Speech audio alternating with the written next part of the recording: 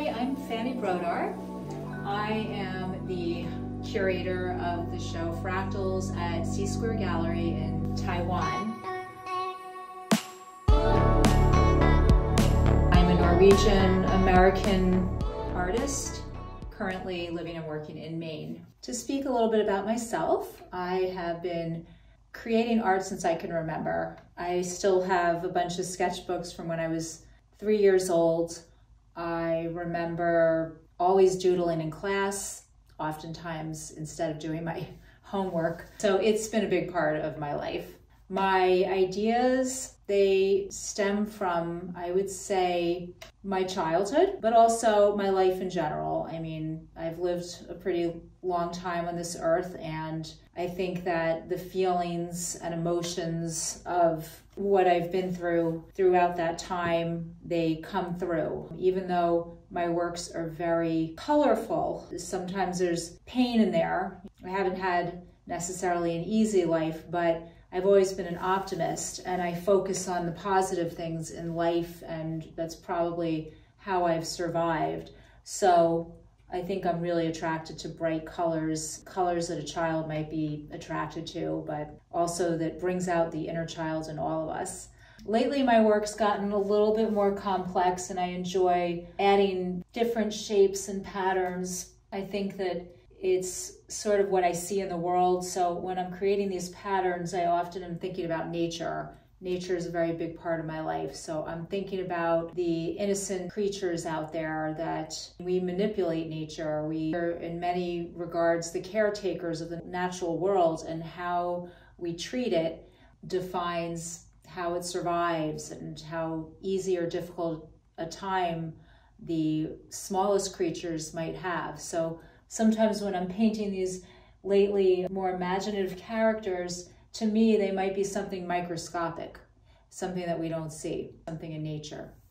So that's been more of an inspiration lately. I like the idea of approaching a canvas as a big sketchbook, and then I find it's a little more intuitive or improvisational. I like working large. I kind of have discovered I like working large over the last few years. In particular, last year I was doing a residency, and the gallerist said I should work large, that I'm kind of dancing and wrestling with the canvas, and I like that idea. I like the idea that, you know, I can stand up and it's my size and it's very physical. I listen to music when I'm painting, so it is like a dance, and I get really energized that way. It inspires me also when I might otherwise not be feeling inspired to paint on that day. And that moves on to a question about my schedule. As I said in a recent presentation I gave in New York City, sometimes I'm not inspired to get to work. You know, I don't feel it, you know, as I think a lot of us creatives are, just don't feel it. But I've taught myself that even when I'm not feeling inspired, I need to go and work. I need to paint.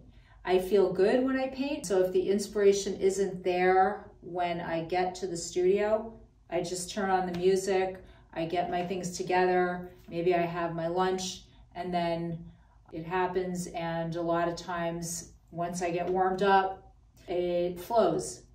Very similar to, you know, if you're somebody that runs, you might feel, oh, I'm so tired, I don't want to go for a run today. But you do it anyway. And it might be hard to get your clothes on, to get out there. It could be really cold, like here, you know, it's like 0 degrees, and you just don't want to go for a run in the freezing cold. But then once you get going, you warm up, it feels good, you're so happy you did it. So art is, you know, it's like any other kind of work or discipline where you have to be disciplined, you got to get to it. I am a mother, I have kids, I have a family, so I can't just come down to the studio and work for 10 hours straight. But when I've done some residencies, I had that luxury of being able to just work nonstop with no interruptions. And a lot of times I could almost finish a painting in a day if I'm obsessively working, but I do work in oil. So even if I could finish the painting in a day, it's usually impossible because my paint needs time to dry.